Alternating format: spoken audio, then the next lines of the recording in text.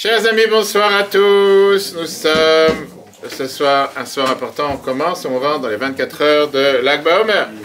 Lag BaOmer qui est le jour de bénédiction par excellence.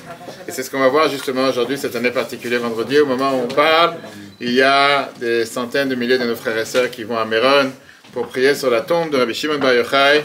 Et c'est ce qu'on va voir aujourd'hui justement. Pourquoi? Quel est le grand jour? Quel est ce grand mérite? Quelle est cette puissance? Pourquoi chacun a le devoir de faire demander des bénédictions? Et quand on ne peut pas aller prier sur la tombe de Rashbi, on envoie des lettres sur la tombe du Rabbi, comme le Rabbi lui-même a décrit que c'est important.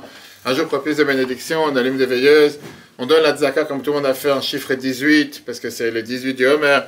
Qu'est-ce que représente ce jour et quelle est la grandeur et la puissance de ce jour qui est en plein milieu du jour du Homer à tel point que c'est considéré le jour le plus joyeux dans la période du Homer? On dit pas Tachanoun, c'est considéré comme un jour de fête, etc. Et on va voir aujourd'hui que tout se résout sur une seule lettre. Pas un mot, mais une lettre. C'est quoi? Déjà les questions, on va commencer. Attends, on va commencer après les questions. Rashbi, c'est un acronyme de Rabbi Shimon Bar Yochai. Rabbi Shimon Bar Yochai qui est le nom de celui qui est décédé aujourd'hui, qui a demandé de faire une fête le jour de son décès. On va tout de suite voir pourquoi.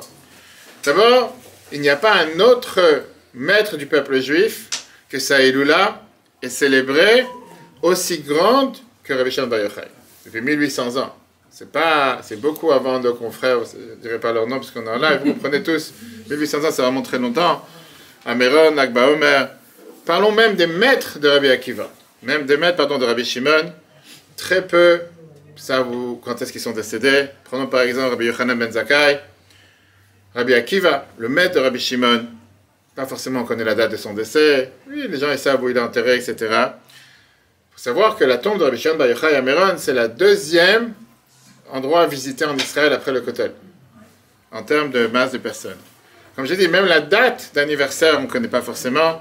Très peu de gens savent quand est-ce qu'il est décédé, Rabbi Akiva. C'était le 9 Tishri avant Kippour. Rabbi Shimon, c'est le jour de la Iloula. Iloula qui veut dire le mariage, Iloula qui veut dire le jour le plus joyeux. On voit aussi par rapport à la halacha, la loi juive. Magen Avraham nous dit qu'on ne dit pas Tachanoun, on ne met pas les supplications de ce soir et demain. Pour les Sfaradim, on se coupe les cheveux à partir de Lag BaOmer. C'est en général le lendemain matin. Cette année, comme c'est Shabbat matin, donc on se coupe les cheveux à partir de demain. Si quelqu'un, il ne peut pas le faire vendredi, il peut le faire à partir de ce soir. Mais ce matin, on a fait Tachanoun. Ce matin, c'était pas Lag BaOmer. D'accord? Pourquoi? Parce qu'on nous dit que Rabbi Shimon Bar Yochai, c'est le jour de sa joie. Le jour de sa joie. On ne dit pas les supplications. Et ce qui est bizarre, c'est comme j'ai dit tout à l'heure, c'est quelque chose qui est écrit nulle part ailleurs. Nulle part ailleurs dans aucun autre endroit. Alors c'est quoi l'énigme? Qu'est-ce qui se passe derrière? Qu'est-ce qui se cache derrière ce personnage? Et on va voir aujourd'hui un mot intéressant. On a l'habitude de dire en général Lag BaOmer. Lag qui veut dire 33e jour dans le Homer. Alors que chez les Sfaradim et les Kabbalistes, ils ont l'habitude de dire, quand on compte le Homer chaque soir, c'est tel et tel jour, la Homer. Il y a une différence entre la Homer et BaOmer. Et c'est ce qu'on va voir aujourd'hui, la différence d'une seule lettre. D'accord? Comme j'ai dit, le Beth Yosef ainsi que le Harizal, le Hari HaKadosh, qui est l'auteur de la Kabbale, et pareil dans les livres des Sfaradim, et l'Admor HaZaken écrit qu'il faut dire la Homer. Le Ramor et le Gros, ils te disent qu'il faut dire BaOmer. Comme tout dans le peuple juif, il faut pinailler, il faut discuter, il faut débattre. Tu ne peux pas avoir une bénédiction que tout le monde est d'accord. Donc un, ils te disent qu'il faut dire la Homer, un, ils te disent qu'il faut dire BaOmer. Il faut dire à ceux qui sont dehors de rentrer. C'est dommage, comment elle s'appelle là-bas? Chirel. Dis-lui de rentrer. Il faut dire à tout le monde de rentrer, tous ceux qui sont là-bas, qui ne restent pas là-bas au froid en train de congeler. Après, il faudra appeler la sécu. Ok. Comme je dis, pourquoi on compte là? Mais le débat, ça se passe à cause de quoi? Parce qu'on te dit que d'abord, la raison pourquoi on dit la Homer, qu'on compte tous les soirs, c'est par rapport au fait qu'on amenait le sacrifice du Homer depuis le premier jour du comptage, Bachodesh HaShlishi, à partir du 3e mois, depuis que le peuple juif est sorti d'Égypte. C'était le 3e mois, le mois de Sivan, 3e mois de la sortie d'Égypte. Et donc ça, c'est la raison pourquoi on appelle ça le jour qui s'appelle la Homer depuis. Vient le Taz, qui est l'auteur du Shulchan Aruch, et lui il te dit non, il faut dire BaOmer, puisqu'on a commencé à compter le Homer quand? Le soir de Pessah, et puisqu'il faut que ce soit 7 semaines parfaites, mais néanmoins on n'a pas amené le sacrifice du Homer le soir de Pessah, on l'a amené le lendemain matin. Tu ne veux pas dire la Homer pour le fait qu'on a amené le sacrifice, parce qu'on ne l'a pas encore amené, c'était le lendemain. Donc c'est pour ça qu'ils te disent qu'il faut dire ba Omer, dans le Omer. C'est pas vraiment pour le Omer, mais dans le Omer. Vous allez dire, on n'a rien compris, moi non plus. On va voir, on va commencer à élaborer, rentrer dans les détails. Parce que c'est vrai qu'il n'y a pas une grosse différence. Tu vas me dire, qu'est-ce que tu te prends la tête? Pourquoi tu dois débattre de tout? Pourquoi est-ce qu'il faut dire dans, pour? En français, il n'y a pas vraiment grande différence. Ok. Alors la question qu'il demandait, comment ça se fait que la fête qu'on célèbre ce soir et demain s'appelle Lag BaOmer? Parce qu'au final, on sait très bien que les Sfaradim ne disent pas BaOmer, disent La Omer. Et au final, tout le peuple juif célèbre cette fête en l'appelant le 33e jour du Omer. Ok. Alors il y en a qui te disent, justement, qu'il y a ici une raison particulière par rapport au personnage. Qui était Rabbi Shimon Bar Yochai? Qu'est-ce qu'il a dévoilé en ce grand jour? Qu'est-ce qu'il a fait? Qu'est-ce qui s'est passé de particulier à tel point que ce jour, on a le devoir de se réjouir, ce jour, on a le devoir, on n'a même pas le droit d'être en deuil ou d'être triste, et on doit tout faire pour demander toutes les bénédictions. On dit que c'est un jour propice pour les enfants, des bénédictions pour les enfants et pour tout le reste. On va voir justement que Rabbi Shimon Bar Yochai, d'abord, c'était la réincarnation de la Neshama, de l'âme de Moshe Rabbeinu.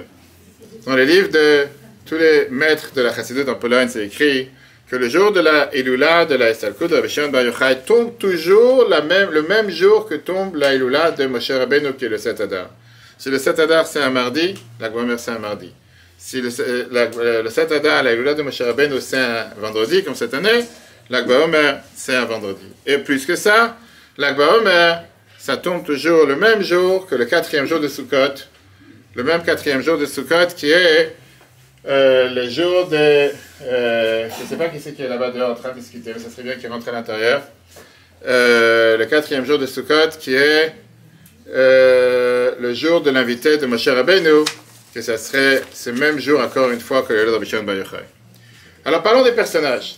Qui était Moshe Rabbeinu? Moïse, bien sûr c'est Moïse. Mais Moïse, on voit que dans leur vie, les deux, ils avaient exactement le même but. Les deux, ils ont été poursuivis. Les deux, ils ont réussi à recevoir leur grandeur en s'enfuyant de leurs ennemis. Moshe s'est enfui de Pharaon. Moshe s'est enfui de Pharaon pendant 10 ans, il servait Dieu. Et il était totalement, il n'était pas connu du peuple. Il était un berger dans le désert. Rabbi Shimon Bar Yochai, il s'est enfui des Romains, il était caché dans la grotte pendant... Qui lui a dit qu'il a dit 10 ans? Un peu plus? 12. Hein? 12 ans. 12 ans. Qui dit plus? 11. 13 ans. Au total, d'abord 12 ans, et après la 13e année, Moshe, il a donné la Torah qui a 5 livres. Rabbi Shimon Bar Yochai, il a dit le fameux contraste, le fameux recueil qui était appelé le Sifra Detzinut al-Zohar, qui a aussi à l'intérieur 5 chapitres. Et donc on te dit que Moshe Rabbeinu, il a reçu en cadeau la Neshama, l'âme de Rabbi Shimon Bar Yochai, qui une fois que Moshe est parti de ce monde, la réincarnation de son âme, elle est arrivée chez Rabbi Shimon Bar Yochai. Mais quel rapport il y a entre les deux? On va voir aujourd'hui l'aspect facile, l'aspect mystique et l'aspect profond de la Chassidut qui nous explique pourquoi ce jour est tellement important. D'abord, Moshe et Rabbi Shimon Bar Yochai, les deux étaient les dirigeants du peuple juif. Les deux, c'était des gens qui ont donné leur vie pour le peuple juif, ils ont aimé le peuple juif. Ils n'étaient pas là en train de s'inquiéter à eux-mêmes. Quelqu'un a dit tout à l'heure, je ne dirai pas son nom, qu'il a écouté les 2 cours de cette semaine. C'était des gens qui se sont toujours attachés et toujours occupés à pouvoir donner leur vie pour les autres, que ce soit Moshe, tout ce qu'il a fait pour sauver le peuple juif. Et Rashbi aussi, comme on va tout de suite voir, il a tout fait pour sauver le peuple juif. On va voir une histoire. Sefer Hasidim nous raconte que Rashbi, il a dit que moi, je peux tout faire pour faire sauter le jugement et les mauvais décrets du peuple juif. Moi, tout seul, je peux le faire. C'est quand même une chemin important pour dire une chose pareille. Il a vécu 13 ans déconnecté du monde. Il était dans une grotte, loin de sa famille, loin de ses amis. Il n'avait même pas des habits pour se changer, pour laver à l'époque. Il était dans la grotte. Pourquoi il s'est enfui? Il s'est enfui de Romains qui voulaient le tuer. Et ils avaient l'habitude de mettre leurs habits juste pour la prière, et après ils se recouvraient dans la grotte toute la journée dans le sable. Il ne faut pas rester sans habits jusqu'au cou. Et le fait d'être dans le sable sans habits jusqu'au cou pendant tellement d'années, ça a créé pas mal de fissures sur leur peau. Ils ont eu énormément de souffrance. Quand ils sont sortis de la grotte, le beau-père de Rabbi Shimon Bar Yochai, qui s'appelait Rabbi Pinchas Ben Yair, il a amené à ce qui était à l'époque les hammams ou les saunas ou les salles de douche qui existaient à l'époque. Ça n'existait pas, chacun avait sa douche à la maison, pour laver son corps, pour le guérir. Rabbi Pinchas Ben Yair, il a vu son corps qui était tellement fendu avec des fissures de son gendre. Il a commencé à pleurer. Et les larmes, ils coulaient sur le corps de Rabbi Shimon Bar Yochai, qui avait énormément de douleur. Les larmes, c'est salé. Sur des fissures, ça fait mal. Rabbi Pinchas Ben Yair, il a dit, Shimon Bar Yochai, tu peux t'asseoir, à moins que tu ne veux pas t'asseoir à côté d'elle, il n'y a pas de souci, il y a des places vides. Il lui a dit, ça fait de la peine de te voir comme ça.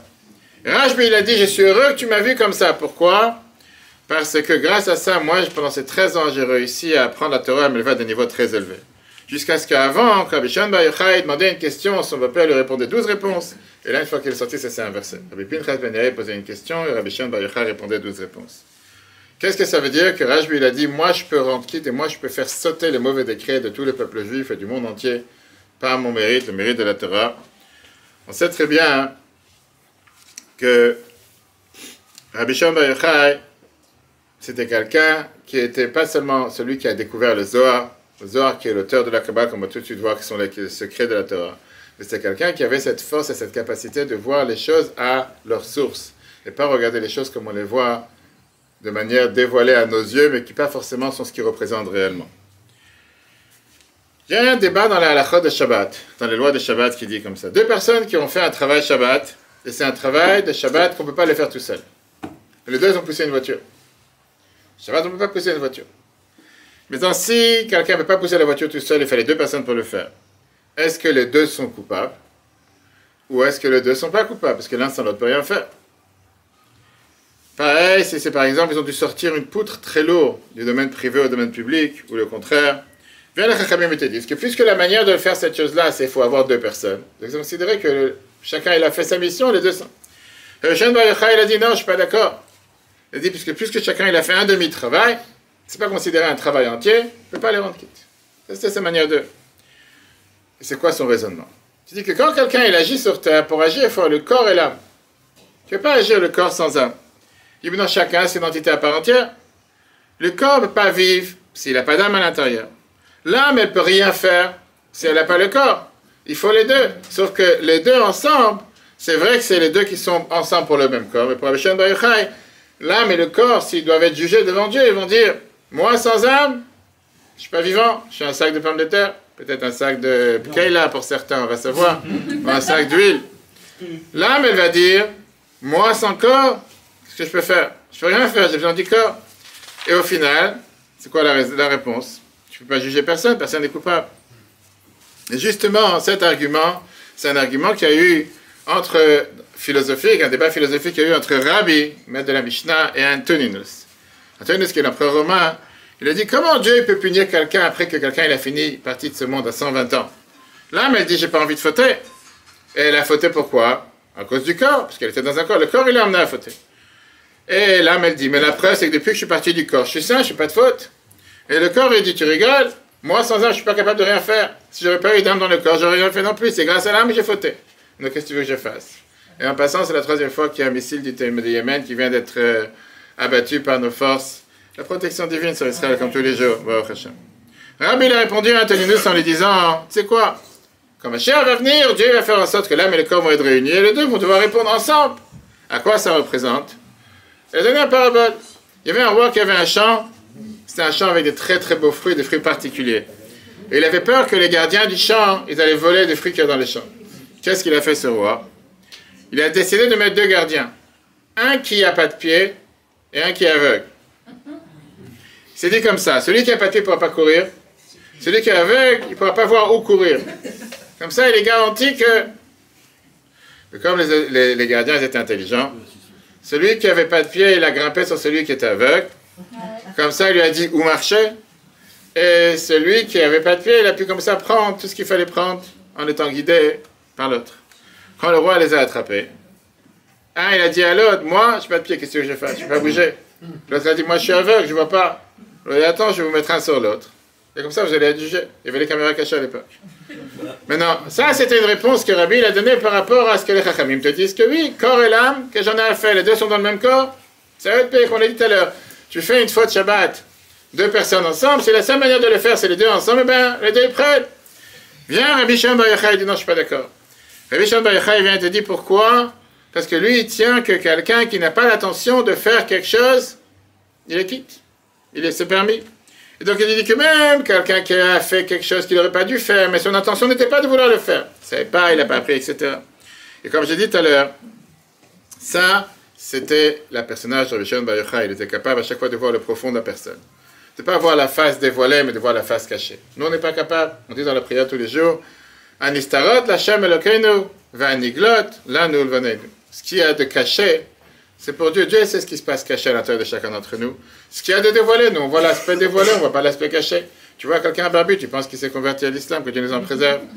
Les gens te confondent parfois, va savoir, toi, n'en parlons pas. Mais la réalité, elle est qu'on ne vous juge pas l'aspect dévoilé, on doit regarder l'aspect caché, c'est ce qui est plus difficile. Alors c'est vrai que la halakha n'est pas comme Rabbi Shimon Bar Yochai, la halakha est comme Chachamim. Mais néanmoins, le jour de son décès, qui est ce soir et demain, on dit que la halakha est comme lui. Et c'est pour ça que tout le monde se réunit autour de Rabbi Shimon Bar Yochai pour mériter de bénéficier du mérite de ce grand rabbi qui était Rabbi Shimon Bar Yochai. Ok. Alors écoutons une histoire.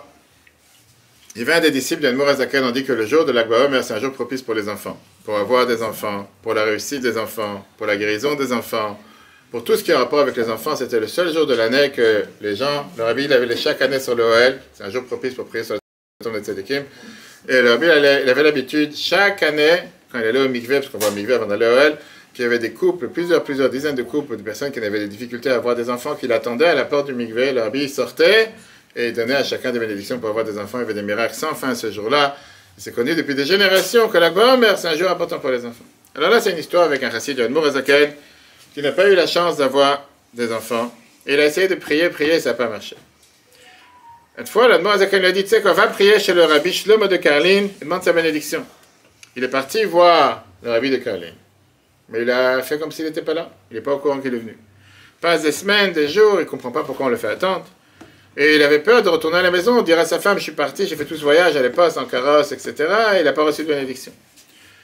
Un jour, le secrétaire lui dit, le rabbi Shlomo de Karlin t'appelle et il te dit, tiens, aujourd'hui, tu vas avoir une bénédiction, tu vas pouvoir avoir des enfants. Mais à condition que tu déposes dans tel compte 1300 roubles. À l'époque, 1300 roubles, c'était comme aujourd'hui les 400 milliards d'Elon Musk, c'était une somme importante. D'accord? Ensuite, il n'a pas compris qu'est-ce qui se passe. Il dit d'abord, c'est une somme astronomique que je n'ai pas. Je ne suis pas venu ici avec des mallettes de cash et quoi que ce soit, et surtout que je n'ai pas quoi que ce soit. Il a dit que ça, c'est une somme de Dakar qu'il doit donner. Vous lui a demandé, écoute l'histoire jusqu'à la fin. Il a dit au rabbi, tu sais quoi, je vais demander conseil à ma femme. Il y a les banquiers en général, toi c'est toi qui parlais. Il y a les gens qui gèrent à la maison, les banquiers, etc. Et il a dit, je vais demander à ma femme. Et pourquoi? Parce que d'abord, si ma femme elle est d'accord, je vois, pour prendre après quelque chose. Parce qu'il s'est dit de l'autre côté, là, si on a de l'argent, même on est capable d'avoir de l'argent, mais on n'a pas d'enfant, à quoi ça sert? Donc au moins, ok. Il est parti chez sa femme elle dit, mais bien sûr, qu'est-ce que tu réfléchis deux fois? Si le tzaddik, il a dit que ça c'est la seule chose à faire pour pouvoir avoir des enfants, pourquoi pas? Il est revenu voir le rabbi de Karlin et il lui a dit, ma femme elle est d'accord. Et là, elle lui a dit, c'est trop tard. C'est trop tard, je ne pourrai plus t'aider. Et là, elle s'est énervée, elle a dit, je comprends, qu'est-ce qui se passe? Pourquoi? Et là, elle a dit la chose suivante. Elle a dit, je vais te donner le secret de ce qui se passe dans le ciel. Elle a dit, il y a beaucoup d'années, des années en arrière, tu étais assis avec des copains, et tu as parlé du mal de mon maître. Mon maître qui était le rabbi Issachar, le Maguide de Liozna, qui était le maître d'Admor HaZaken. Et les gens ils parlaient du mal, et toi tu n'as rien dit, tu as fait comme si, pourquoi pas? Tu parlais du mal d'un tzaddik. Et la Gemara, Shabbat, page 119, te dit que celui qui parle du mal d'un Talmid Chacham, il est excommunié, et si le Talmid Chacham est parti de ce monde, il ne pourra pas être réparé sur cette terre, et il restera sans enfant. Ça c'est la Gemara qui dit. Ok. Mais le Rambam, il te dit, comment on peut être guéri? La réponse à madame. Parce que quelqu'un va donner un litre en or, un litre c'était la monnaie qu'il y avait à l'époque, en zaka. Maintenant, le Shulchan Aruch, il n'amène pas cette règle, mais Rabbi Shlomo était attendu jusqu'au 20 Tevet. Pourquoi? Parce que le 20 Tevet, c'est le jour de la Yula de Rambam. Comme on vient de dire, le jour de la Yula d'un tzaddik, il a le pouvoir de faire descendre des choses sur terre comme lui, il a décidé. Et comme Rambam, il t'a dit ça, comme Rambam, il a dit cette phrase, donc si tu aurais fait ce que Rambam, il a dit le jour de sa Yula, tu aurais été béni. Sauf que le temps que tu es reparti chez ta femme, le temps que tu es revenu, c'est plus le jour de la Yula de Rambam, c'est déjà un autre jour. Tu as raté le jour propice, et puisque tu as raté le jour propice, le jour de ce mazal que Rambam existait sur terre, il n'éclaire plus aujourd'hui. Qu'est-ce que tu veux que je te fasse? Et puisqu'il n'éclaire plus, tu as raté de mazal, tu as raté de recevoir cette bénédiction. Mais ça, cette histoire, c'est une parenthèse pour montrer que pourquoi le jour de Rabbi Shimon Bar Yochai, c'est le jour dans lequel on peut avoir cette bénédiction, on peut avoir ce jour propice, de faire tomber les bénédictions. Quand Rabbi Shimon Bar Yochai décidait qu'on ne regarde pas sur l'âme, le corps, tu dis que tu n'avais pas l'intention de faire, on regarde sur qui tu es vraiment, qui est ton personnage, ça tu mérites. C'est pour ça que la Bible écrit dans Yom Yom, que le 33e jour du Homer, c'est un jour propice pour les miracles, et que c'était connu de tout le Rabbi Chabad qui avait des miracles, particulièrement pour les enfants. Ok. Maintenant, comme j'ai dit tout à l'heure, ça c'est l'aspect numéro 1. Mais rentrons plus profond parce qu'on a dit tout à l'heure, quel contact et quel rapport il y a entre Moshe Rabbeinu et Rabbi Shimon Bar Yochai, et on va voir justement le lien qu'il y a entre les deux. Qui était ce personnage? On était là 1800 ans. Il y a ici certaines personnes qui étaient présentes à l'époque. La grande majorité n'était pas encore présente en tout cas. Rabbi Shimon Bar Yochai est celui qui a fait revivre la Torah et les mitzvot après la destruction du temple. Pourquoi après la destruction du temple? Parce que c'était, on va dire, une période un peu dévastatrice après la destruction du temple. Le peuple juif était totalement brisé. Et la Torah nous dit qu'à deux reprises, il y a quelqu'un à la porte, c'est quelqu'un qui veut ouvrir. À deux reprises, on a eu ce qu'on appelle les portes du ciel se sont ouvertes et on a vu la vision de Dieu. La première fois, Moshe a fait descendre la Torah sur terre. Ça, c'était la Torah dévoilée. Mais après, on a eu ce qu'on appelle la Torah cachée, la Torah Tanistar. C'était quoi la Torah du Nistar? La Torah du Nistar, c'était la Torah de la Kabbale et la Torah de Chassidut, Zohar, Slash, c'est exactement la même chose, le même dérivé. La différence, elle est quoi? Moshe Rabbeinu, il a fait descendre le pourquoi. Rabbi Shimon Bar Yochai, il a fait descendre le qui. Et là, on voit la différence entre le pourquoi et le qui. Moshe, il a fait descendre la Torah en te disant, maintenant, le peuple juif, Ma Hashem Elokecha Shoel Meimar, qu'est-ce que Dieu il attend de toi? Qu'est-ce qu'on doit faire? Très bien. Rabbi Shimon Bar Yochai t'a fait savoir pour qui tu le fais. Vous avez toute la différence. Parce que tu as des gens qui sont capables de dire, il faut mettre les tefilines, je mets les tefilines. Comme beaucoup de gens. Je suis presque un automate. Aujourd'hui, avec l'intelligence artificielle, tu veux tout direct. Tu peux se servir à l'extérieur. Il se sert d'abord à l'extérieur pour venir. Bonsoir à tous. Ça, c'est... Ma chère Rabbeinu te dit quoi faire. Ça, c'est ce que je dois faire. Très bien. Mais viens, Rabbi Shimon Bar Yochai te dit, ton cœur, pourquoi tu le fais? Pour qui tu le fais? Pas seulement le faire, mais pour qui tu le fais. Ça, c'est ce qui compte. La Torah dévoilée, c'est quoi la Torah? La Torah dévoilée, elle vient te dire qu'est-ce qu'il faut faire. La Torah dévoilée, elle te dit, c'est écrit dans la Gemara, c'est écrit dans la Halacha, que Dieu attend de toi. Parle pas de Dieu lui-même. La Torah vient te dire, on va dire, un livre qui est le manuel, comment agir sur terre. Commençons par Bereshit, Bara Elohim, Dieu a créé le monde. Qu'est-ce qui s'est passé après la création du monde? Et on commence à te dire ce qui est permis, ce qui est interdit, ce qui est caché, ce qui n'est pas caché, ce qui est pur, ce qui est impur. C'est-à-dire, en deux mots, le code de vie, comment vivre en tant que juif, comment faire ce qu'il faut faire. Mais qu'est-ce qu'il y avait avant? Qu'est-ce qui s'est passé avec ce contact entre le monde qui était infini et le monde fini? Comment Dieu peut parler à un être humain? Qui est ce Dieu que tu n'as jamais vu qui t'a dit de faire quoi que ce soit? D'où il sort ce Dieu? Quelle est la raison pourquoi on fait une mitzvah? Quelle est l'importance de faire une mitzvah? On a vu cette semaine dans le merveilleux cours, lundi soir, celui qui se rappelle, c'était... Tu as dit tout à l'heure, c'était quoi? Le sujet de ce samedi soir, c'était quoi de lundi soir? C'était... Merci. Quelqu'un peut aider? Madra, qu'est-ce qu'il dit? Qu'est-ce que tu dis, toi? Pourquoi? Les mitzvot par amour. Qu'est-ce qu'on a vu ce lundi soir? C'était quoi? Fait-on par amour? Comment se fait-il qu'il y a deux mitzvot qui s'appellent de l'Ek et Tepeh du chant, qui n'ont rien à faire avec le sujet des fêtes et qui sont mis en plein milieu?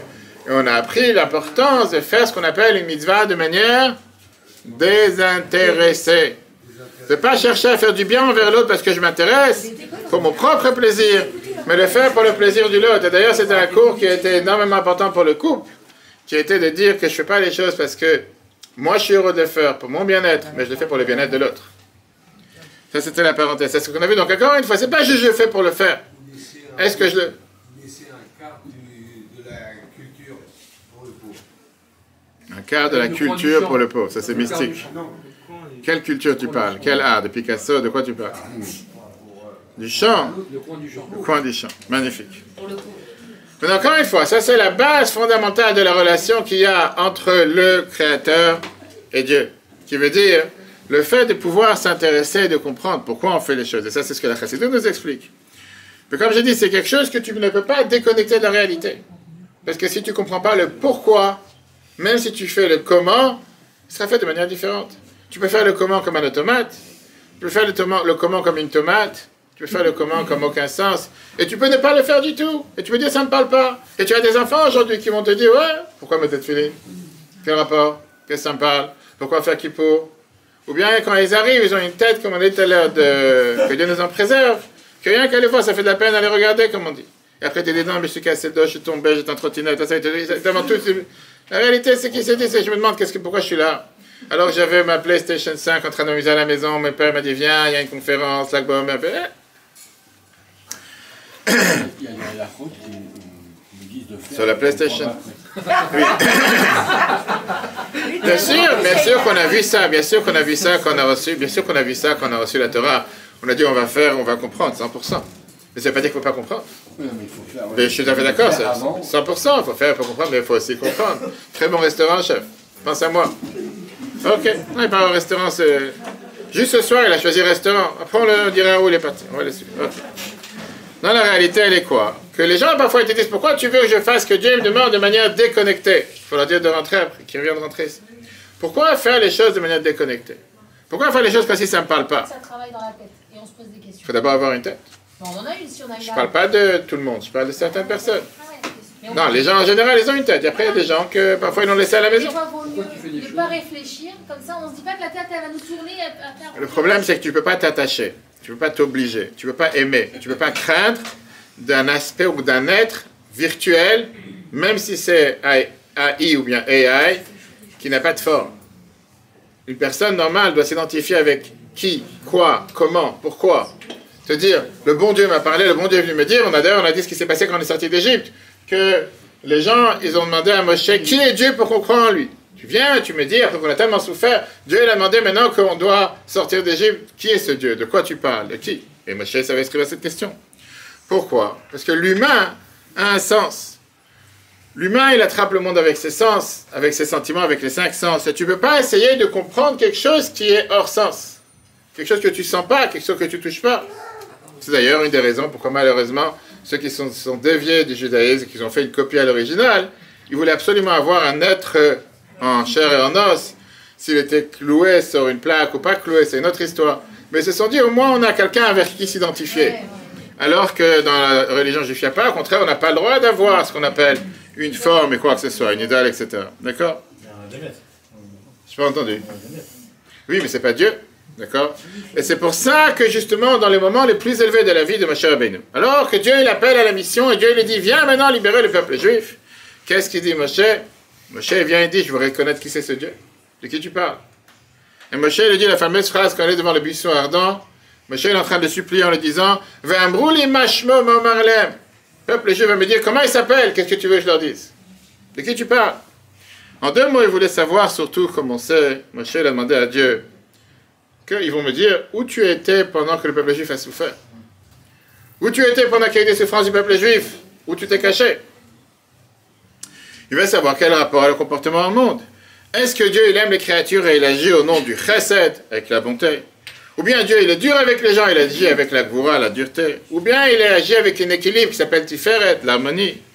Et donc c'est pour ça que Moshe a demandé à Dieu, montre-moi ta gloire, d'où tu sors, qui tu es, etc. Il veut comprendre qui est Dieu. Pourquoi? Parce qu'au final, l'humain voudrait pouvoir comprendre, voudrait pouvoir avoir cet impact. Il y a des places à côté de Fabrice, juste à l'avant, mettez-vous à l'avant. N'allez pas vous cacher, des places à côté de Fabrice, il y a des places à côté de Nathan. Viens, devant, à côté de Fabrice, Nathan. Il n'y a pas de numéro sur les places, on n'est pas au cinéma. Non, je suis. Moshe a voulu dire, puisqu'on est humain, et on veut s'attacher avec des sens, on veut s'attacher avec un sentiment, on veut s'attacher avec un cerveau, on veut pouvoir comprendre qu'est-ce qu'on fait. Et le meilleur exemple que la Torah nous parle de qui? La Torah nous parle de Yosef. Yosef, il était face à la femme de Potiphar. Il a ce fameux débat interne pour savoir qui le travail de l'intérieur et il ne sait pas quoi faire, comment faire, est-ce qu'il va succomber à la tentation ou pas. Et au final, tu parles de qui? Tu parles d'un jeune de 17 ans, orphelin, perdu, qui n'a pas de famille, qui n'a personne. Il peut faire ce qu'il veut sur terre, il peut succomber à la tentation et il ne va rien lui arriver. Il va presque fauter, et qu'est-ce qui se passe? Tout d'un coup, la Torah nous dit que la vision de son père Yaakov arrive dans sa tête et il ne va pas fauter. En 2 mots, le pourquoi s'est transformé en qui. Il était capable de mettre une lettre sur ce qu'il faisait. C'est pas juste je ne dois pas le faire, mais c'est parce qu'il y a quelqu'un avec qui il peut s'identifier. Pourquoi il ne veut pas le faire? Très bien. La tête de Yaakov est venue le voir Yosef en lui disant, tu as toute la généalogie de nos patriarches, tes parents, Abraham, Isaac et Yaakov, qui fait que si jamais tu vas faire ce que tu vas faire, tu vas te déconnecter de tes parents, des patriarches, Abraham, Isaac. Tu ne peux pas le faire. Et c'est une des raisons pourquoi on dit pourquoi les gens doivent. Qu'est-ce qui se passe? J'ai dit comme Macron. Qu'est-ce que tu mélanges? On ne parle des choses sérieuses et tu nous parles des choses... Tu as perdu ton temps à regarder. Je pense pas que les gens normaux regardent. Là, sans les regarder, tu aurais pu savoir ce qu'elle allait dire, c'est pas ton temps. Tout à fait d'accord. Dans la tête de Yaakov, on a vu comme quoi Yaakov il a dit sache une chose. C'est pas toi en tant que juif. C'est pas toi qui es dans ton coin, dans ta limite. C'est toi qui es enfermé dans ton coin et qui te dit va savoir si je vais faire ou pas faire. À qui en importe. Bonsoir madame. Comment ça va? Il y a ici des places juste à côté de Nathan. Juste à côté il y a des places. Juste à côté de Nathan derrière. Derrière, juste ici il y a des places. Il s'est dit qu'est-ce que je vais faire? Venez à l'avant, à l'avant. Il s'est dit, c'est pas toi dans un coin si tu fais une mitzvah ou pas qui a d'importance ou pas.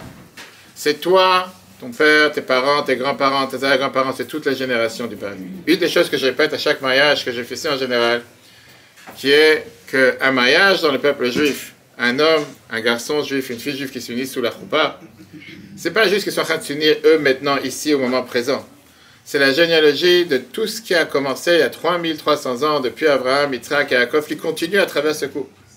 Et comme on sait très bien que du lui on comprend le nom, qui veut dire que quand quelqu'un ne s'unit pas sous la choupa, cette généalogie, cette lignée peut s'arrêter. Et c'est pour ça que la Torah te dit, Yosef qui a 17 ans, qui pensait être perdu, qui pensait avoir aucun espoir, qui pensait se dire, va savoir si je vais fauter ou pas, qu'est-ce que ça va faire comme différence. Il a dit non, il y a une énorme différence. C'est pas toi pour toi en tant que personnage de 17 ans en Égypte. C'est toute la généalogie du passé et le futur que tu vas transmettre qui est énormément important.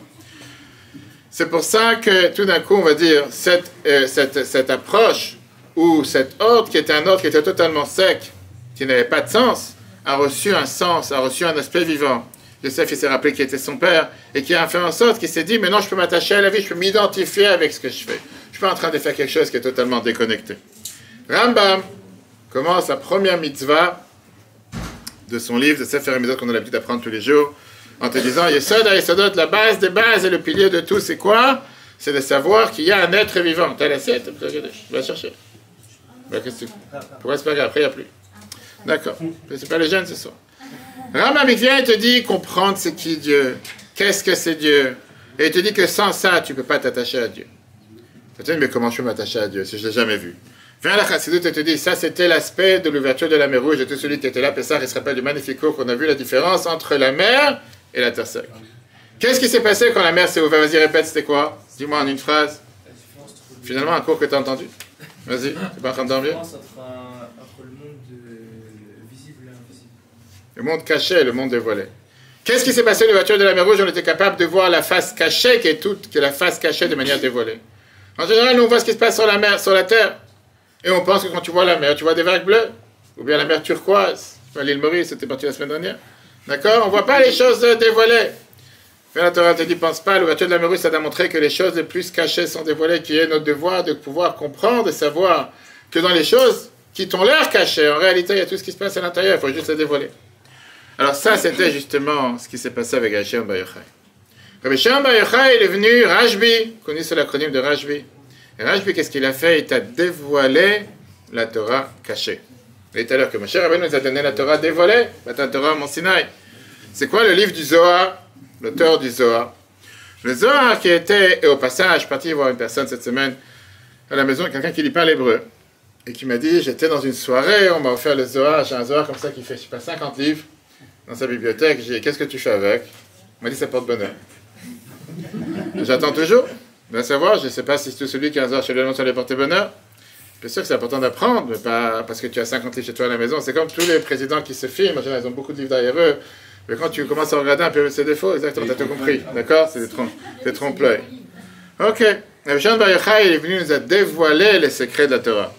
Ça fait comprendre c'est quoi Dieu? Qui est ce personnage qui se trouve, qui se tient derrière les mitzvot? Est-ce que ça vient... Qui c'est? L'idolâtrie de croire qu'un livre peut porter bonheur ou une panoplie de livres.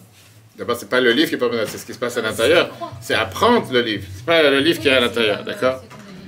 Et donc, il a voulu, c'est pas l'idolâtrie, parce que la Torah te dit que par ça que tu apprends la Torah, tu t'attaches avec Dieu, mais pour apprendre, ça que je dis, c'est pas... Je dis encore une fois, le livre n'a aucune valeur si tu ne l'ouvres pas.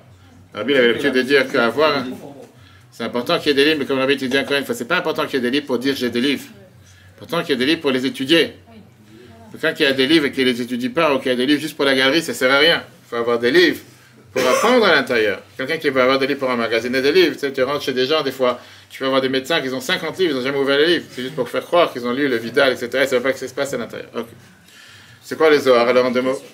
Le Zohar vient et te fait comprendre le secret de qu'est-ce qui se passe derrière, qu'est-ce qui est Dieu, comment se rapprocher de Dieu, ce qu'on appelle le Seder Ishtal Shelut, qui est comment Dieu est descendu sur cette planète, avec les 4 mondes, le monde de l'émanation, le monde de la création, le monde de la formation, le monde de l'action dans lequel nous sommes. Et c'est ce qu'on apprend en général dans le Tanya, qui est la Chassidut, qui est un dérivé du Zohar, dérivé de la Kabbale, qui est dérivé du Zohar, qui vient te mettre à notre portée, comprendre qu'est-ce qu'on fait sur Terre, qu'on a chacun 2 âmes, l'âme divine, l'âme animale, comment on fonctionne sur Terre, le combat qu'on a tous les jours entre le bon penchant, le mauvais penchant. Tout ça, ça vient décortiquer la personne. C'est pour ça qu'il ne faut pas être un psy. Tu apprends la Chassidut. Tu comprends ce qui se passe dans la vie de chacun d'entre nous. Viens le Zohar et t'explique comment Dieu il a dû se limiter, se contracter pour pouvoir se rapprocher de nous. Comment Dieu il a dû contracter sa lumière pour faire en sorte qu'on puisse exister, qu'on puisse être dans ce monde. Comment Dieu il a fait en sorte de créer avec bonté chacun d'entre nous. Comment Dieu nous aime. Et comment il a dû mettre ce qu'on appelle la rigueur mélangée dans la bonté, comme on a parlé de ça, de Pessah et tous les sphirates qu'on compte tous les soirs. Pourquoi? Parce que si tu n'as que la bonté sans rigueur, qu'est-ce qui se passe? Le monde ne peut pas exister. Si tu as la bonté sans rigueur, le monde ne peut pas exister. On a vu ça pourquoi? Parce que si la mer ne devait pas s'arrêter à une certaine limite, le monde aurait été inondé. S'il pleut sans arrêt comme il a plu au début de la semaine, la pluie ne s'arrête jamais, le monde est inondé. Si le soleil va décider ce soir de se réveiller, parce qu'il ne s'est pas réveillé ce matin, il ne va pas faire nuit jamais. Si le soleil va décider d'éclairer à 50 degrés tous les jours, le monde va brûler. Donc Dieu il a décidé de te mettre, de se contracter, compacter, de faire en sorte qu'avec toute la bonté qu'il donne envers chacun d'entre nous, il y a aussi une contraction, il y a aussi une limite. Et cette limite n'est pas un mal, c'est un bien, c'est ce qu'on va tout de suite voir. La différence entre Rabbi Shimon Bar Yochai et son maître, Rabbi Akiva et son maître, qui était Nachum Ish Gamzu, est-ce qu'on quand on regarde dans quelque chose qui se passe, qui a l'air à nos yeux mal, c'est un mal pour un bien, ou bien il n'y a jamais eu quelque chose de mal? Tu vois? Ok. Qu'est-ce qui est wow? C'était trop compliqué pour toi? Ouais, là, je suis perdue, là. Je pensais pas que tu étais attaché jusqu'à maintenant. Non, mais c'est... On dit tous les jours dans la prière, dans Patach Eliyahu, le Zohar il vient et te dit justement que Dieu correspond au corps de l'homme et te montre le lien qu'il y a entre Dieu et l'humain. Maintenant, tout le monde, les gens vont te dire, oui, à quoi Rabbi Shimon Bar Yochai lui t'a dévoilé quelque chose de nouveau, une nouvelle Torah, un nouveau don de la Torah, 1800 ans, on a reçu la Torah, à 3337 ans, il t'a inventé quelque chose de nouveau. Et la réponse, elle est que non. Rabbi Shimon Bar Yochai, il n'a rien dévoilé de nouveau. Il a juste dévoilé quelque chose qui était connu par certaines personnes, mais qui n'était pas répandu énormément. Et depuis tout le temps, il y avait ce secret caché qu'il y a de Torah. Qu'est-ce qu'il y a de Torah? Il y a la Torah qu'on parle sur elle, et il y a la Torah qui passe en transmission par la Kabbale. C'est quoi la Kabbale? Qu'on a reçu ça de bouche à oreille, de personne en personne. Le rabbi précédent est écrit que Adam Arishon, premier homme, était celui qui avait déjà affaire avec ce qu'on appelle les secrets du Sefer Yetzira, du livre de Yetzira, qui sont les bases de la Kabbale. Il a transmis ça à Abraham, c'est passé de génération en génération, jusqu'à ce que Rajbi, il a construit cette yeshiva qui s'appelait le Hydra à l'époque, avec 10 élèves. Et il a commencé à dire, venez, on commence à s'asseoir et apprendre la Torah cachée de manière concrète, dévoilée. Ça a été transmis à son élève, Rabbi Abba, que lui, il a écrit dans les Zohar. Viens la Gemara. La Gemara, dans ma Sechet Chagiga, traité Chagiga, page 14, elle nous raconte. Il y avait une fois Rabbi Yochanan ben Zakkai, qui était en train de marcher sur un âne, et Rabbi Elazar ben Harar qui marchait derrière lui. Il lui dit, apprends-moi un des chapitres que tu as appris dans ce livre de Kabbale, les Zohar, Maaseh Merkava, comment Dieu a créé le monde. Il lui a dit, mais tu ne sais pas ce qu'on a appris, qu'on n'a pas le droit d'apprendre des sujets pareils tout seul. Et c'est une des raisons pourquoi certains disent qu'on n'apprend pas les Zohar tout seul, etc. Il a dit, écoute, viens, on apprend ensemble. Pourquoi pas tout seul? Il a dit, comment tu veux que j'apprenne ensemble avec toi alors qu'on est sur des ânes et il y a les anges du ciel qui sont là, qui ont participé à cette étude et tu veux que des anges soient présents ici sur un âne? Il a dit, mais je te dirai un secret. Et la base, elle est quoi? Qu'il y a toujours eu 2 Torahs. Qui veut dire, il y a eu la Torah dévoilée qu'on apprend avec tout le monde et il y a eu la Torah cachée. La Torah dévoilée qu'on apprenait tout le monde sans distinction, et la Torah cachée qui était certains érudits, certaines personnes, certains personnages du peuple juif, qu'eux ils apprenaient cette Torah. Pourquoi? Celui qui est capable de l'analyser, celui qui est capable de la comprendre, celui qui a une certaine crainte de Dieu, celui qui est avec un certain niveau de Dieu, certain niveau élevé, certain niveau proche de Dieu. Ça c'était jusqu'à ce que Rabbi Shimon Bar Yochai est arrivé. Après la période de Rabbi Shimon Bar Yochai, on n'a pas encore dévoilé ce secret à tout le monde. C'était toujours continué en tant que secret. Et c'est pour ça que le Zohar était caché pendant 1300 ans. Ça, c'est la période où Éternel est arrivé. Et ils se sont publiés au public il y a environ 700 ans. Ça, c'est quand le papa de Dan est arrivé. Il y a environ 700 ans. C'est pas si loin que ça. D'accord? Qui a écrit le Zohar? On te dit que le Zohar a été écrit par un grand kabbaliste séfarade qui s'appelait Rabbi Moshe de Lyon. Alors il y a un débat quoi, comment, mais au final, ça c'est ce qu'on a découvert. Et l'étude du Zohar, elle s'est renforcée il y a 500 ans avec le Harizal, qui est enterré à sa fête, qui était l'auteur de la Kabbale, Torah Kabbalah, qui l'a dit, la fameuse phrase que maintenant, mitzvah legalot zot ha-chokhma. Tzfat. C'est en Israël. À l'époque Palestine, aujourd'hui ça s'appelle Israël. Et bien sûr, il y a 300 ans, la Chassidoute par le Baal Shem Tov.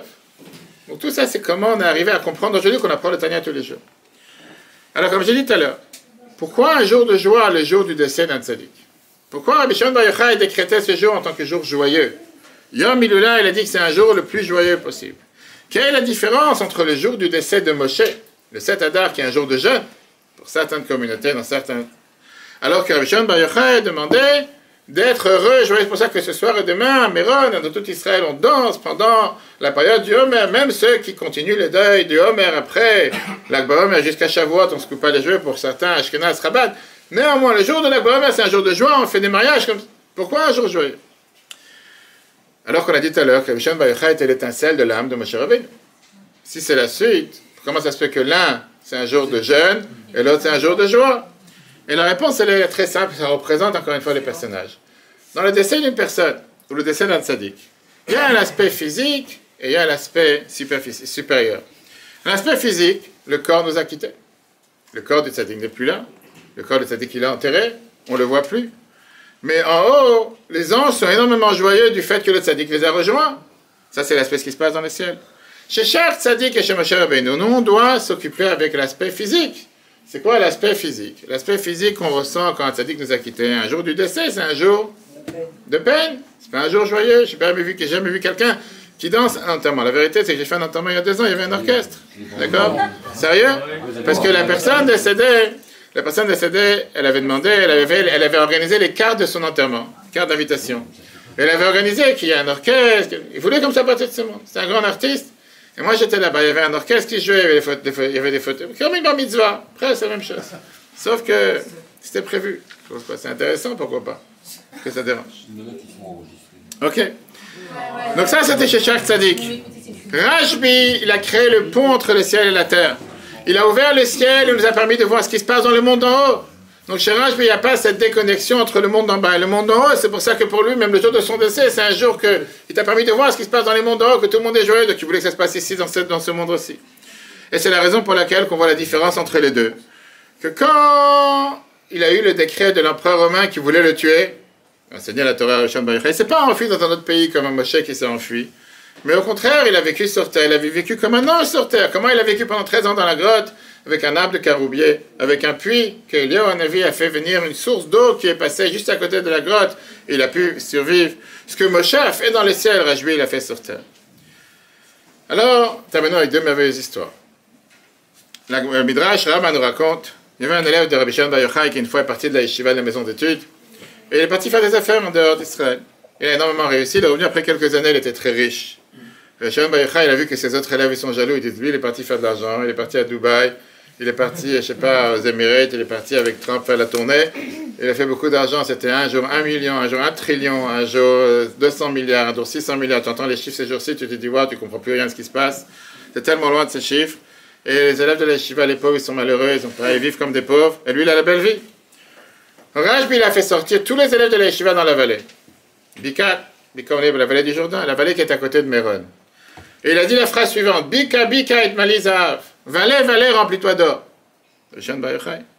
Et la vallée se remplit de pièces d'or. C'est quelqu'un qui était tellement proche de Dieu, il disait un mot, ça tombait. Rashbi, il a invité tous ses invités, tous ses élèves à prendre des pièces d'or. Mais il leur dit, sachez une chose, que tout ce que vous prenez ici, ça vous enlève de ce que vous avez en haut. À vous de choisir. Comme on dit, il leur a donné le goût de manger, avant de manger, ils n'avaient déjà plus envie de manger.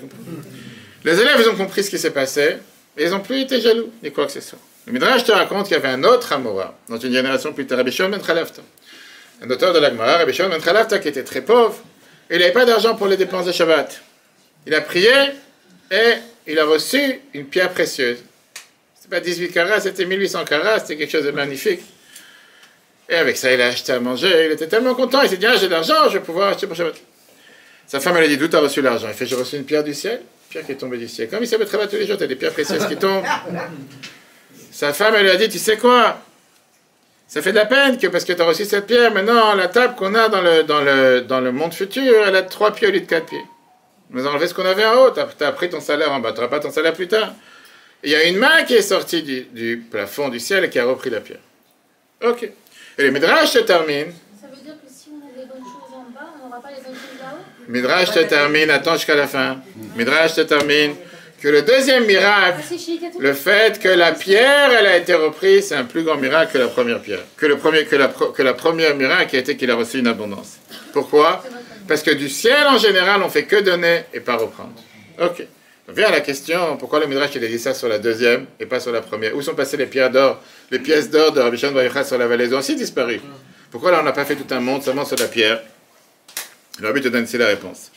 La différence entre les deux, c'est que Rabbi Shimon Bar Yochai était capable de dévoiler ce qui se passe des mondes en haut dans les mondes d'en bas. De montrer à ses élèves dans les mondes d'en bas que quoi?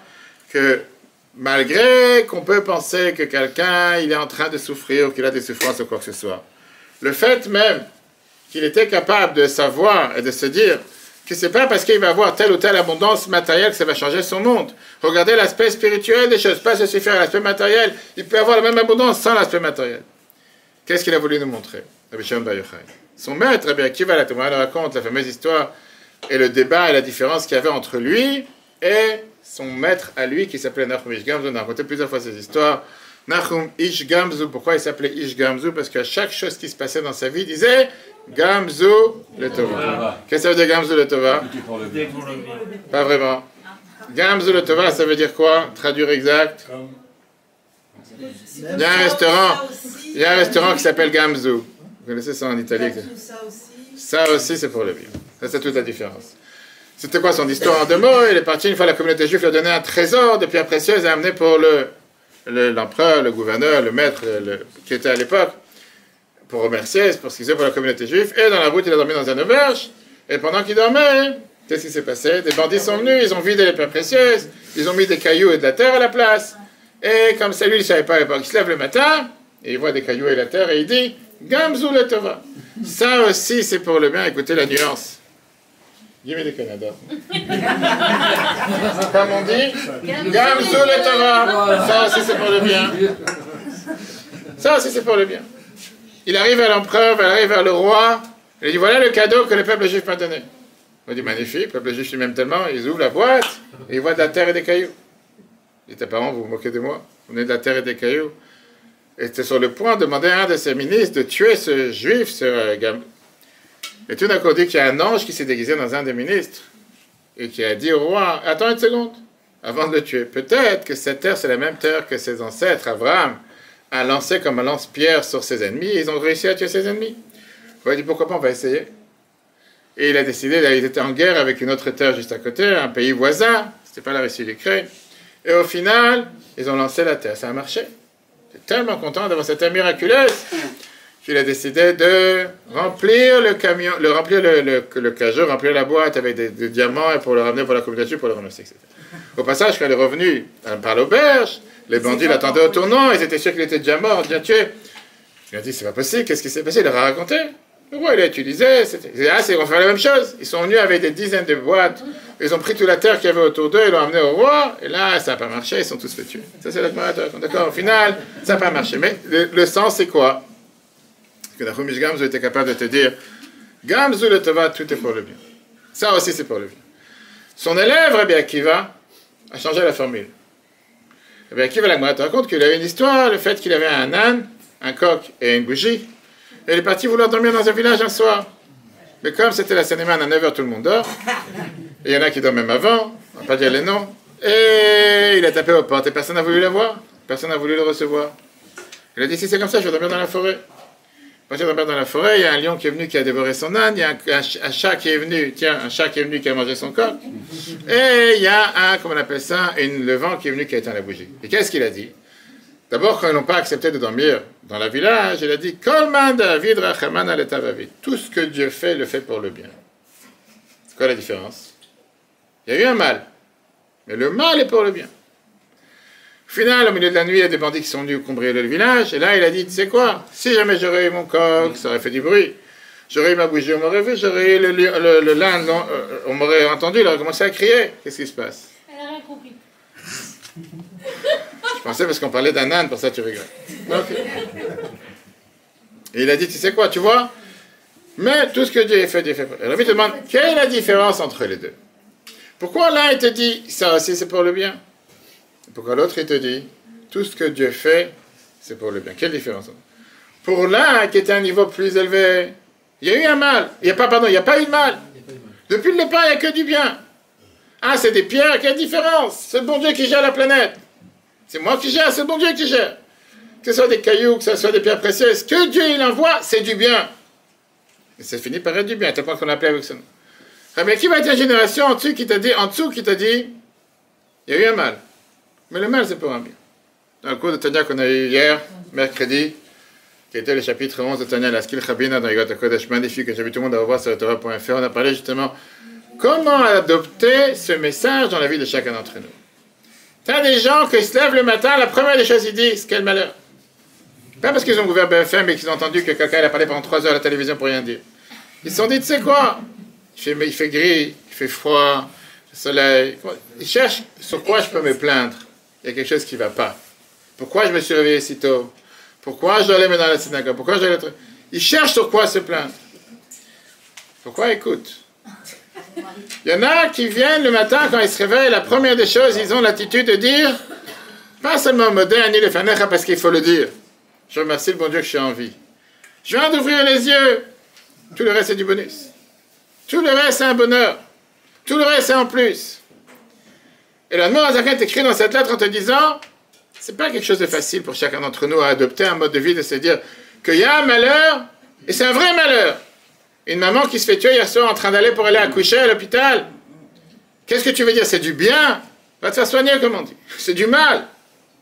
Et à nos yeux, on voit ça en tant que mal. Le Noir Azaken te dit, il y a l'aspect caché, l'aspect dévoilé, il y a le chemin de Dieu qu'on ne comprend pas. À nos yeux, c'est du mal, et c'est ce qui t'explique la différence entre la tristesse et la peine. Bravo, bien écoutez le cours. En hébreu, tsar et atzvut. Être peiné d'une situation qui se passe un malheur ou quelque chose de mal pour un autre juif ou pour quelqu'un d'autre, bien sûr qu'on doit être peiné, pas pour les animaux, pour l'être humain. Mais quand être triste, on n'a pas le droit d'être triste. Pourquoi pas être triste? C'est quoi la différence? Le Noir Azaken, c'est très simple. Quelqu'un qui est peiné, ça le pousse à l'action. Comment je transforme cette peine en action? Comment par la peine que j'ai, je me mets en mode action, agir, me dire, faire pour que ça ne se reproduise plus. Faire pour agir, pour faire en sorte que, à partir de maintenant, je vais changer, ou je vais faire en sorte que les choses y changent. Quelqu'un qui est triste, égale, slash, déprime, slash, dépression, slash, pré-suicidaire, slash, suicidé, il va savoir quoi d'autre. En 2 mots, il est poussé à rien faire. Il devient totalement lourd, il devient totalement déprimé, il se dit, je suis plus intéressé à rien faire. Pourquoi tu rigoles? Parce qu'elle lui caresse le doigt chaque fois qu'elle veut lui donner une information. Qu'est-ce que tu veux qu'elle m'éclate? Viens la Torah, elle te dit, tu sais... Viens la Torah, elle dit, tu sais quoi?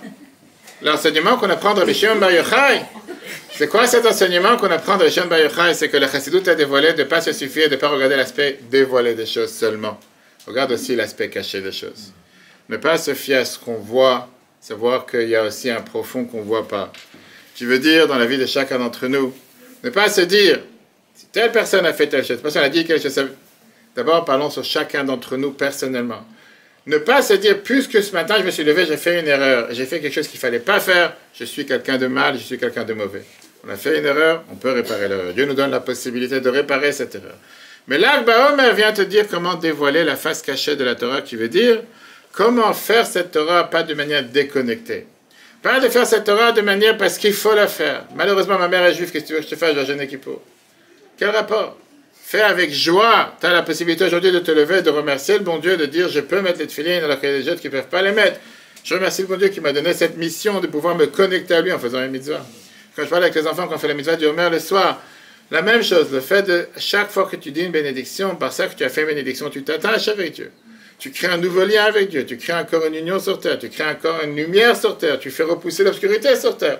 Et oui, parfois le monde peut paraître noir, mais qui t'a demandé d'écouter les nouvelles à longueur de journée? Qui t'a demandé d'écouter les nouvelles tout court? Et au lieu de se focaliser sur le mal, focaliser sur le bien. Quand je parlais avec des gens tout à l'heure, regarde, encore un missile du Yémen qui tombe en Israël, encore un autre missile. Oui, tu peux toujours regarder ce qui est noir. Et tu peux toujours regarder que malgré 7 continents qui essaient de tout faire pour abattre Israël depuis 18 mois, et voilà, pas depuis 18 mois, depuis 80 ans et depuis toujours, parce que c'est depuis 3000 ans d'histoire, le peuple juif est toujours là en train d'écrire l'histoire, et les autres sont en train de disparaître. C'est vrai, on va voir, il y a tel truc. Au final, tu peux toujours te focaliser sur le point noir, et tu peux toujours te focaliser sur la feuille blanche. Et l'enseignement qu'on apprend de Rabbi Shimon Bar Yochai, ce jour qui t'a dit de transformer ça en jour de joie, parce que c'est le jour qui nous a dévoilé les secrets de la Torah.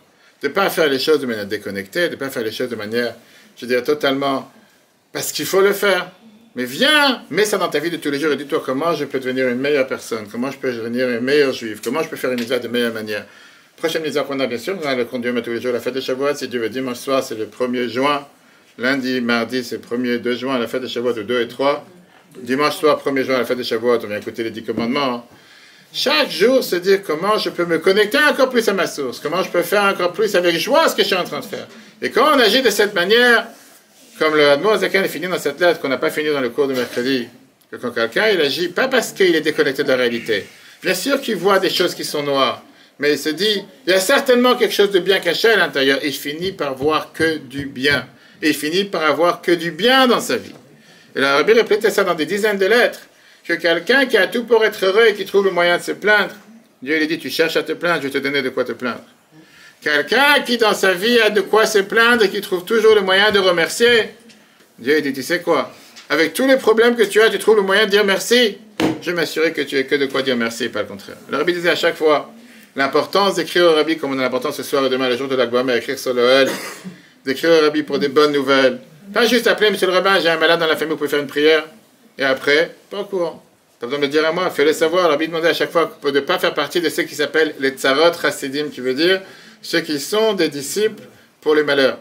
Ceux qui doivent à chaque fois faire savoir les malheurs. Ceux qui à chaque fois faire savoir une mauvaise nouvelle. Mais quand tu as une bonne nouvelle, tu as fait savoir. Quand quelque chose s'est amélioré, tu as fait savoir. Quand tu as juste une bonne nouvelle, que tout va bien, tu as réussi un examen, tu as réussi ce que tu voulais, ça t'a lui fait savoir. Non! Toujours faire savoir quelque chose qui ne va pas. Et le Rabbi donnait la réponse suivante, avec ça on termine. Pourquoi quelqu'un, une fois, demandé à Rabbi, pourquoi il m'est arrivé tel et tel malheur? Rabbi a dit, tu sais quoi? Le bon Dieu, il voulait que 2 juifs soient en contact. En parlant de tel juif et leur. Et il y a 2 manières de le faire. Ou on est en contact pour des bonnes nouvelles, ou puisqu'on n'a pas été en contact pour des bonnes nouvelles, Dieu il a fait en sorte qu'il y a quelque chose qui se passe qui n'est pas une bonne nouvelle, et que grâce à ça, on est en contact. Tu avais le choix de choisir l'autre chose. C'est tellement puissant. Je te dis que tu as le choix de faire en sorte qu'on puisse être en contact pour des bonnes nouvelles. Profite de l'occasion. Mais après, tu as des gens, on ne peut pas dire les Français, parce qu'on est en live, il faut faire attention comment on parle, on est en France. Les Français qui vont te dire, mais il n'y a pas de miracle aujourd'hui. Il n'y a rien de bien qui se passe aujourd'hui, il n'y a que du malheur. Il n'y a que du mal. Et la réponse, elle est que le fait que tu parles, le fait que tu bouges, le fait que tu as envie, ça même, c'est un miracle.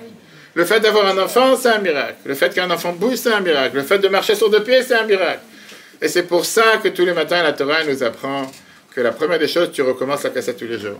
Pas seulement modernie, si j'ai bénédiction, que je peux m'habiller, que je suis debout. Et quand on s'apprend à remercier, Dieu nous envoie des miracles sans limite. Chers amis, le cours en replay sur Torah.fr.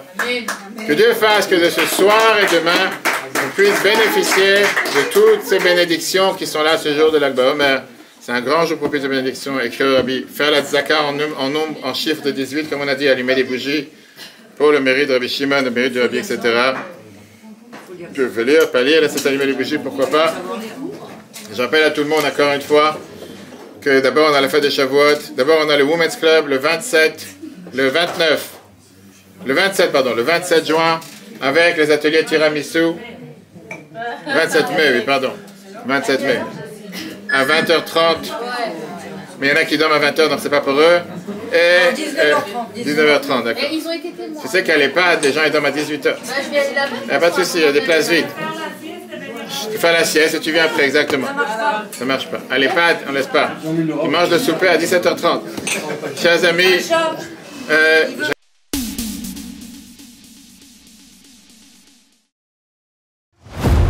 Eutora.fr, la Torah en live. Ce cours est proposé par Eutora.fr. Pour nous aider à continuer à diffuser les cours de Torah, vous pouvez faire même une petite contribution sur notre site www.eutora.fr dans l'onglet « Faire un don ». Retrouvez-nous aussi sur les réseaux sociaux.